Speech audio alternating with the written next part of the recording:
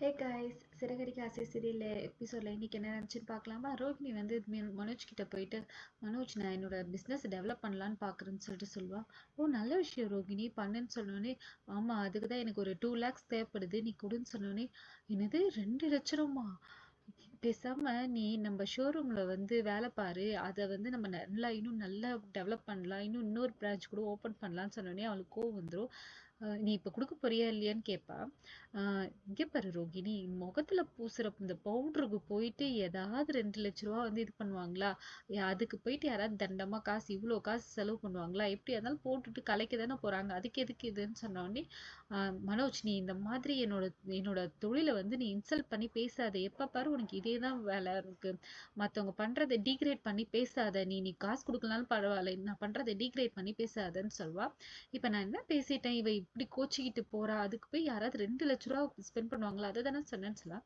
இங்க மீனா வந்து முத்துக்கிட்ட சொல்ல, இங்க இன்னைக்கு எனக்கு புதுசா ஒரு ஆர்டர் கிடைச்சிருக்குது, எனக்கு ஒரு பில்டர் வந்து இருக்கு, அன்னைக்கு வந்து அந்த ஆன்ட்டி இன்ட்ரடியூஸ் பண்ணாங்களா, அவங்க வந்து பில்டர் போல. அந்த மாதிரி எனக்கு ஒரு ஆர்டர் கிடைச்சிருக்கு, பெரிய ஆர்டர். அவங்க வந்து 275 வீடு வந்து இப்போ வந்து சேல் பண்ண போறாங்க. அந்த 275 வீட்டுக்கும் என்ன டெய்லி பூ போட சொல்லிட்டாங்க. ஸோ அதனால வந்து நிறைய ப்ராஃபிட் வரும்னு சொல்லிட்டு சொல்றா. உடனே 2 பேரும் கணக்கு பண்றாங்க. ஓ இவ்வளோ பெரிய ஆர்டரா, அப்ப டெய்லி ஒரு வீட்டுக்கு இவ்வளோனாக்கா 1000 கணக்கா உனக்கு வந்து வருமே மீனா, பரவாயில்ல பரவாயில்ல சூப்பர் சொன்னே. உடனே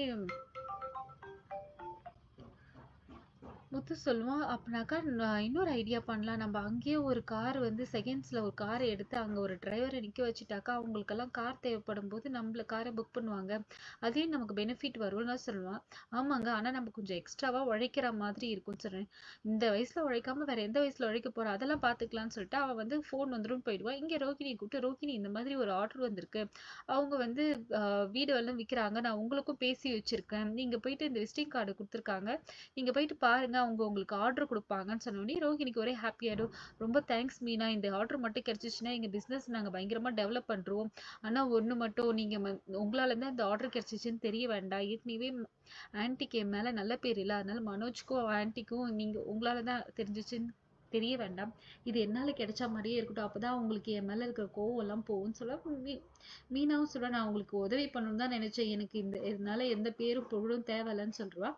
இவன் போயிட்டு பார்த்தாக்கா இவ வந்து ஏற்கனவே இவங்களை வந்து மீட் பண்ணியிருப்பா, இவங்க வந்து ஒரு மெஹந்தி ஃபங்க்ஷன்ல வந்து மீட் பண்ணியிருப்பா.